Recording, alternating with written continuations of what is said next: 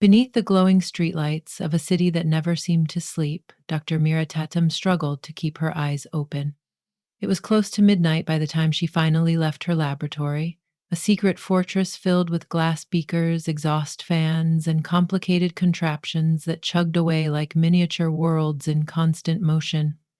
She was a brilliant scientist, lauded for her breakthroughs in organic chemistry, yet consumed by the relentless quest for progress. For years, she had been caught in her own orbit, spinning around experiments and data points, allowing the outside world only a fleeting glance of her.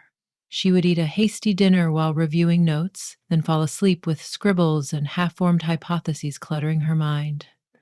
Most nights, Mira's companions were static laden lab equipment and the humming hush of an overhead fluorescent lamp. It had been months, no, years, since she let her heart lead her anywhere outside the realm of molecular structures. That night, with the lab lights dimmed for the cleaning crew, she emerged into the crisp air, exhaling the tension that had glazed her entire being. The streets offered an unrelenting cacophony of taxis, rumbling buses, and pedestrians long after the sky turned indigo. It was an ecosystem of its own, vibrant and chaotic in ways Mira's carefully controlled environment could never be. She shoved her glasses up the bridge of her nose, scanning the sidewalk ahead. Her plan was usual: walk 3 blocks, catch the last train. There was no detour for coffee or window shopping, no spontaneous dash across the street to a movie theater. She had her schedule, a blueprint that seldom deviated, yet some intangible energy flickered through her the moment she heard laughter echo across the intersection. The voice was cheerful, brimming with a childlike wonder. Against her better judgment, she stopped. She noticed a circle of bystanders about 30 steps away, eyes alight. Was there a magician performing card tricks? Or maybe someone singing with a microphone and a cheap speaker? In the city, street performances were common and often wrapped in illusions of color, but rarely did they make her pause. But that laughter, accompanied by faint music from a portable speaker, wove tendrils of curiosity around her. She stepped forward, and the crowd parted just enough for her to glimpse the performer. He wore a simple outfit, suspenders over a white shirt, dark trousers rolled to the ankle. Yet there was something distinctly whimsical about him. Perhaps it was the wide-brimmed hat perched precariously on his curls, or the warm grin crossing his face as if the night itself were an old friend. He sported a ukulele strapped around his torso, and every so often he strummed a cheerful chord that floated into the cooling air. Then, in a burst of theatrical charm, he juggled 3 glowing orbs, each one changing color with every rotation. His movements were a dance of playful ease, and the gathered spectators erupted into applause whenever he executed a trick with practiced precision. Mira felt something shift within her. She was intrigued not just by the performance, but by the performer's aura. There was an intangible magic that sparked against the rigid lines of her scientific mind.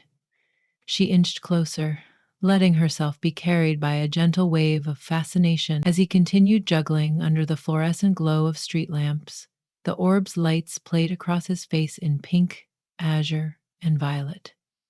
When at last he caught them, one by one, in a dramatic finale, the crowd let out a crescendo of cheers.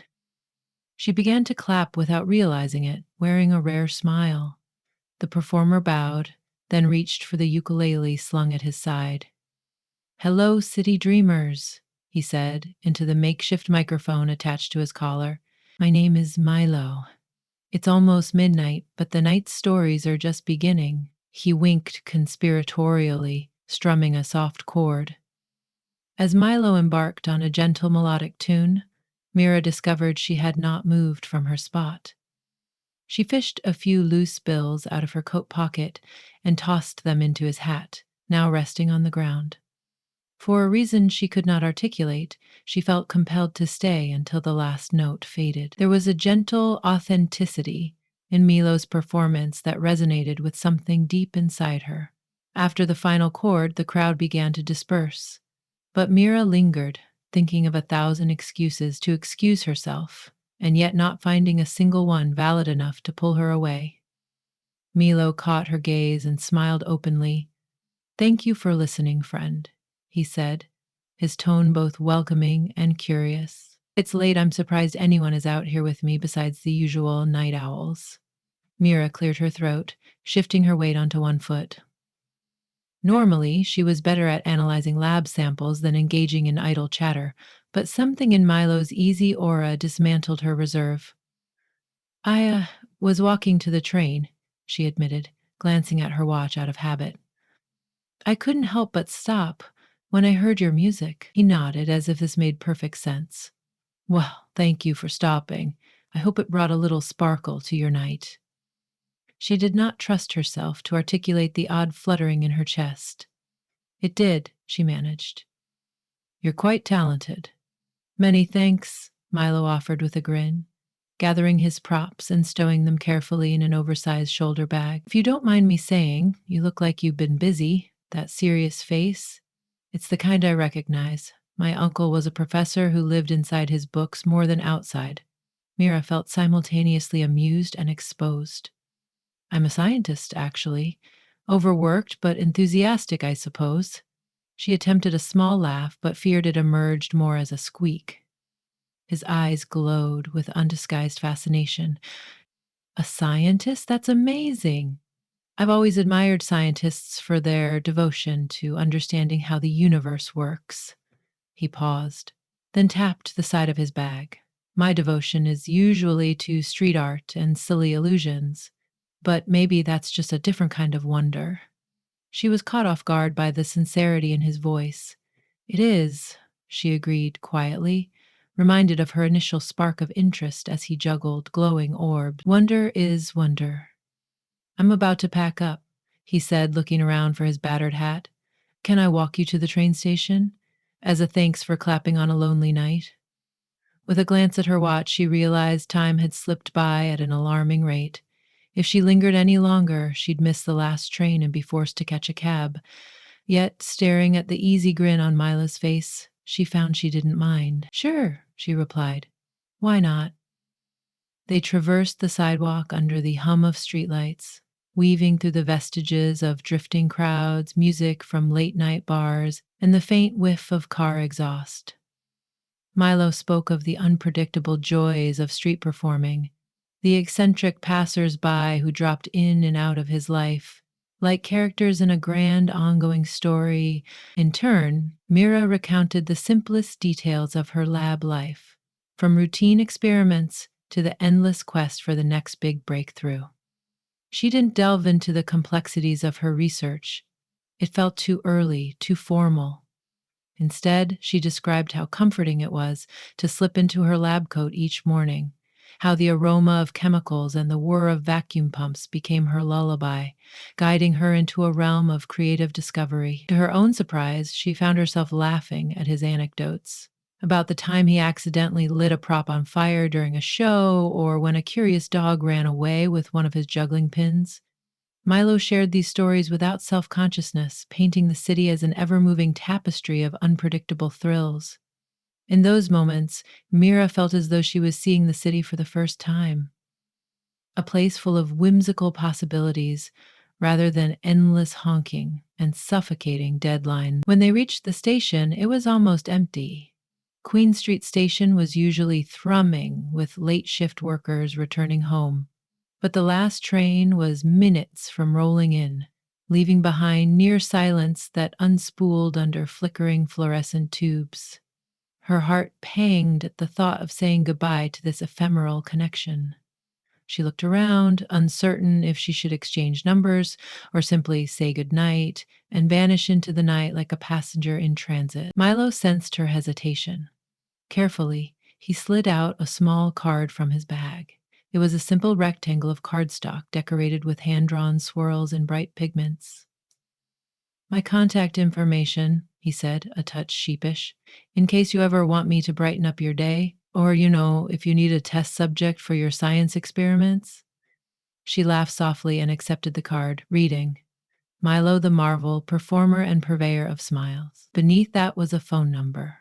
It was so endearingly unpretentious, so unlike the sterile business cards she had exchanged at scientific conferences. The train whistle sounded in the distance, and their gazes locked in a silent moment of understanding. "Thank you," she said, slipping the card into the pocket of her coat. Then she remembered one of her own.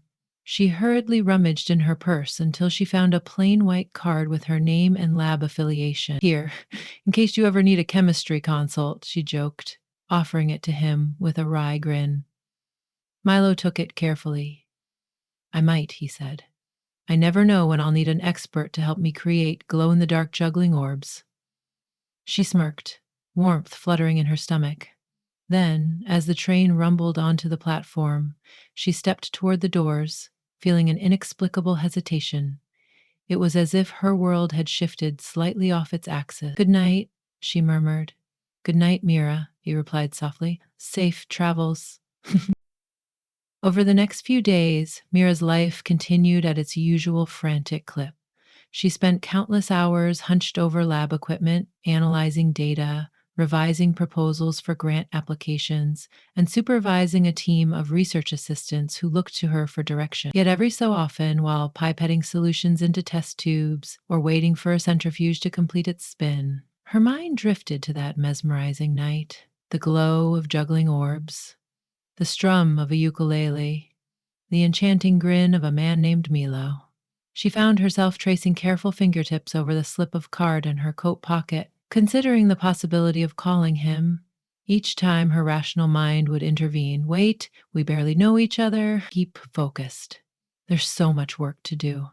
That rational mind began to lose its footing one particularly late evening. She had stayed in the lab to finish an urgent experiment. It went later than expected, and by the time she was done, restaurants were closing. Her stomach rumbled audibly.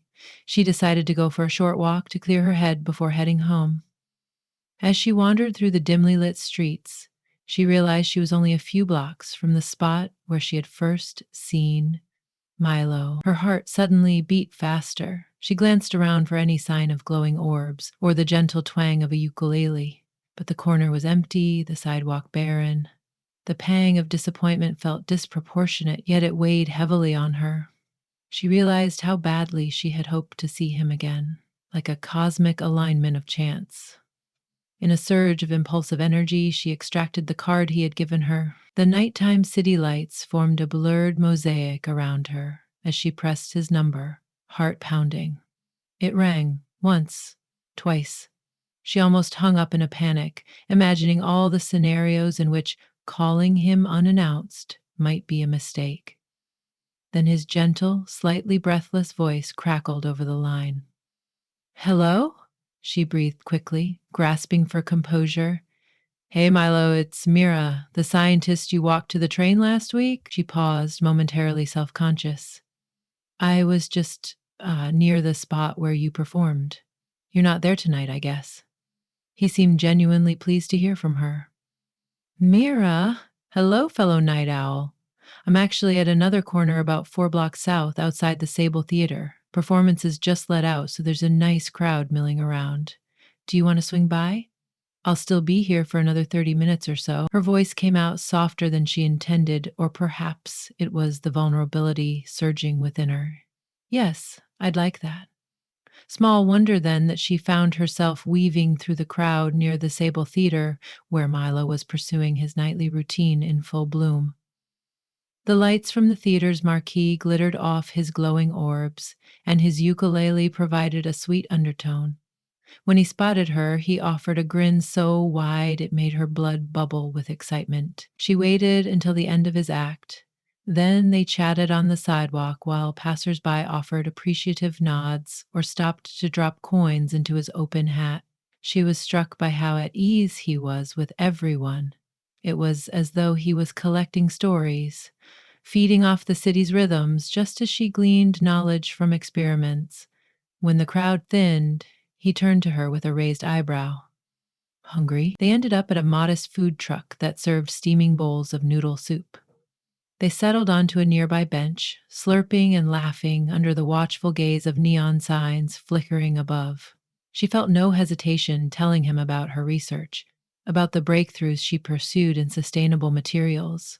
Her words flowed easily, as if finally someone listened not just with polite interest, but genuine curiosity. Milo, in turn, recounted adventures from years of street performing across different cities, each anecdote punctuated by comedic ups and downs that taught him to appreciate life's fleeting magic. They emptied their bowls, and the idle chatter slowed. The night settled around them in a hush, traffic thinning. She found her heart beating faster when she realized how peaceful she felt sitting beside him. A near stranger, yet oddly familiar. It felt a bit like discovering a new element in her otherwise methodically catalogued periodic table of life. She used to think romance was a random variable that didn't fit well into her carefully structured plans, but there she was, letting the conversation bloom like an irrepressible reaction. Over the following weeks, she and Milo began piecing together a unique routine. Some nights, when she needed a break from analyzing data, she would seek him out. Other times, he would text her, describing where he might be performing if she wanted to drop by. When her obligations permitted, she did just that, delighted to see the new illusions he concocted or the new songs he learned on his ukulele. On a few occasions, she invited him to her lab, though only after hours when the other scientists had gone home. He would step carefully among the humming equipment, eyes shimmering with the same wonder he brought to street corners. She even demonstrated a small experiment for him, mixing two harmless chemicals that produced a dazzling luminescence when combined. He lit up with childlike awe, and her heart soared. Sometimes they took late night walks through the labyrinth of alleyways that cut through the city. They found hidden murals, listened to distant music from rooftop parties, and made up imaginary backstories for the people they saw in passing. The city, which once felt like a mechanical pipeline for her daily commute, became a stage brimming with infinite potential. Even the simplest corners felt transformed when viewed through Milo's lens of possibility. Like her experiments, every journey with him felt like an unfolding puzzle, each piece illuminating more about who they were. One night, at a hidden park behind an abandoned grocery store, Milo set down his bag to rummage for something. He retrieved a set of small, battery powered LED gloves. "I've been tinkering with these," he said. "They're supposed to trail colorful light when I move my hands." Switching them on, he demonstrated a swirl of sapphire and emerald arcs in the air. The effect was lovely, if not a bit rough around the edges. Mira watched with a scientific glint in her eye. "The lights might have better dispersion if we use a different setting, or maybe change the diffuser. I worked on something like this for a luminescence study a couple of months back, although that was for a medical application." Milo beamed. "You see, this is why I love talking to you." He carefully handed the gloves to her. "You look at everything through your lens of improvement. It's like having a superpower of logic." She slipped them on, testing a few movements amid the hush of the sleeping city. Trails of colored light shimmered in the air, enthralling her. "It's not a superpower," she said softly. "It's just curiosity plus some knowledge." "Curiosity is one of the best superpowers," he insisted, leaning against a rusted swing set. His gaze lingered on her face, so earnest that she struggled to keep her breath steady. At length, she peeled off the gloves, returning them to him with a gentle smile. "You know, some people think being too curious ruins the magic, that you can overanalyze the world until there's no wonder left." Milo shook his head slowly. "I disagree. It's our curiosity that makes things magical. You dissect something because you want to understand it, and in understanding it, you see how truly miraculous it is. You can't kill magic by understanding it, you only change it into something else, maybe a deeper kind of magic." For years, Mira had erected a mental wall between her structured scientific life and the swirl of emotions she suspected lay beyond it. Yet, in Milo's words, in his perspective, she saw a bridge. Something in her chest expanded with a slow, steady intensity. She found herself edging nearer to him until they stood only inches apart. She observed the city reflected in his eyes, a kaleidoscope of color. One trembling second passed, then she stood on tiptoe, pressing her lips gently to his. He inhaled sharply, caught in the same trembling hush of the alleyway. The kiss was tender, full of both awe and uncertainty, like the first time handling a fragile piece of equipment. When they broke apart, the hush lingered, filled only by distant traffic. He smiled, that whimsical grin cresting again. "Wow," he murmured. A laugh bubbled from her throat, half out of relief, half out of the fluttering thrill that coursed through her. "Yeah," she whispered, her voice trembling slightly. "Wow." From that moment, their bond deepened, in fits and starts, as all budding romances do. Sometimes they shared exquisite evenings, dancing in hidden courtyards with a portable speaker playing silly tunes. Other times they had quiet nights in her apartment, him strumming the ukulele softly while she read research papers, comfortable in the knowledge that they simply enjoyed each other's presence. She found out he had grown up moving constantly, learning how to juggle and play instruments from an eclectic circle of mentors, each leaving an imprint on his itinerant soul. He, in turn, discovered she battled waves of self doubt, especially when an experiment failed or a grant fell through. They navigated it all with honest curiosity, forging a connection that felt dreamlike yet grounded. One crisp autumn midnight, a particularly ambitious experiment of hers fell apart at the lab, leaving her drained. The results indicated a glaring flaw in her approach, and the project she had spent months developing teetered on the brink of collapse. Consumed by frustration, she retreated to a bench outside the lab, burying her face in her hands. The gentle clatter of nighttime traffic did nothing to soothe her battered spirits. Without a word, Milo appeared by her side, having learned from her texts that she was pulling a late shift. He placed a hand on her shoulder. "Bad night?" he asked, his tone brimming with compassion. She nodded silently, voice thick with disappointment. "I messed up. My approach was all wrong. The data," she trailed off. "So demoralizing to watch what you thought was promising unravel in front of you." Tenderly, he pulled her into a gentle hug, letting her lean against his chest. "Sometimes in my performances, I try new tricks," he began softly. "I drop the juggling pins or I smash a chord on my ukulele. It feels like the end of the world in front of an audience, but eventually I realize that messing up is part of the process. It means you're pushing boundaries.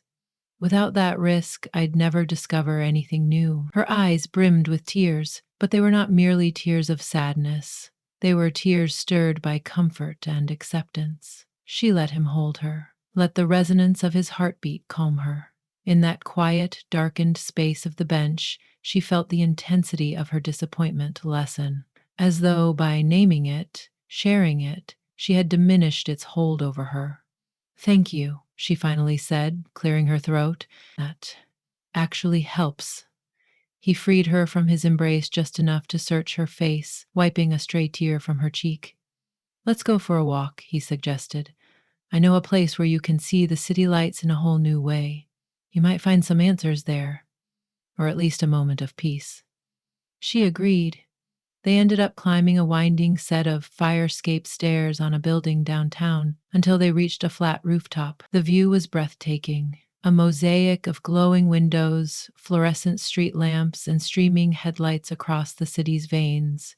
The sky overhead was a deep violet peppered with faint stars. Milo set down his bag, flipped on his portable speaker. Soft instrumental music drifted in the wind. She perched at the edge of the building, legs dangling over the side, adrenaline and awe mingling in her veins. He joined her, shining a flashlight on a series of tiles that formed whimsical patterns underfoot. "Sometimes," he whispered, "I come here to remember that this city is more than just busy streets. It's an artwork in constant creation." Gazing at the expanse, Mira felt her worries shift in perspective. The city sprawled beneath her, full of intricacies she had hardly appreciated. It wasn't just the trains or the labs or the boarded-up shops. Each light in a window was a life, each street a passage of possibility. She inhaled, letting the night air fill her lungs, letting Milo's nearness ground her. He reached for her hand, interlocking their fingers. In that moment, she understood, like a sudden rush of realization in a well conducted experiment, that love, too, was a kind of wonder. It was uncertain, fleeting, and capable of surprising you when you least expected it. But if you allowed yourself the vulnerability, the curiosity, it could bring an uncharted realm to life. She tilted her head to rest on his shoulder, letting herself savor the silence. Below them, the city lights shimmered in an almost chemical reaction, tiny bulbs reacting and refracting off steel and glass. She thought about how her entire life had been about harnessing the power of reaction, of shaping potential into something tangible. Now, for once, she found herself letting go of control, letting her heart explore the unknown. He turned his head slightly, kissing the top of her hair. "I might go on a small tour in a couple of months," he murmured. "Nothing huge, just a few different cities before returning here. Something I've been saving up for." A ripple of sadness and pride surged within her. "How long will you be gone?" she asked quietly, not certain if she was ready to face an answer that drew them apart. He squeezed her hand gently, as though sensing her tension. "Just a few weeks. I want to keep traveling, keep learning new ways to bring wonder. There's a festival in Montreal, another in Portland, maybe a few smaller street gatherings. That's what I do." He paused, a note of apology in his voice. "But that doesn't mean I want to lose what we've grown here." A warm wave of relief welled up in her. "Nor do I," she said, voice trembling slightly. Then, because the moment demanded honesty, she added, "I'll be here, in the lab, waiting for your stories." He smiled into her hair. "And I'll be waiting for your breakthroughs." They stayed like that for a while longer, letting the hush of the night cradle them in its gentle hold. Somewhere in the distance, a car horn honked, the city's heartbeat reminding them both of the fluid, ever shifting nature of life. But in that rooftop sanctuary, they found a timeless moment, a spark that pushed them into a realm where love was a whimsical experiment all its own, wildly unpredictable, but infinitely worth pursuing. She felt her eyes flutter shut, leaning fully into his warmth, and for a fleeting instant, they were the only two souls in the city, perhaps the entire universe. In that space, they held each other, forging a quiet chemistry that transcended data charts and street performances alike, a whimsical love experiment swirling under late night city lights, capturing them both in its luminous glow. The scientist and the street performer together, they discovered a new kind of magic, one only possible when curiosity met wonder. And as they savored the silent hush of the city beneath them, they knew that some sparks were meant to illuminate the path ahead, no matter how unpredictable.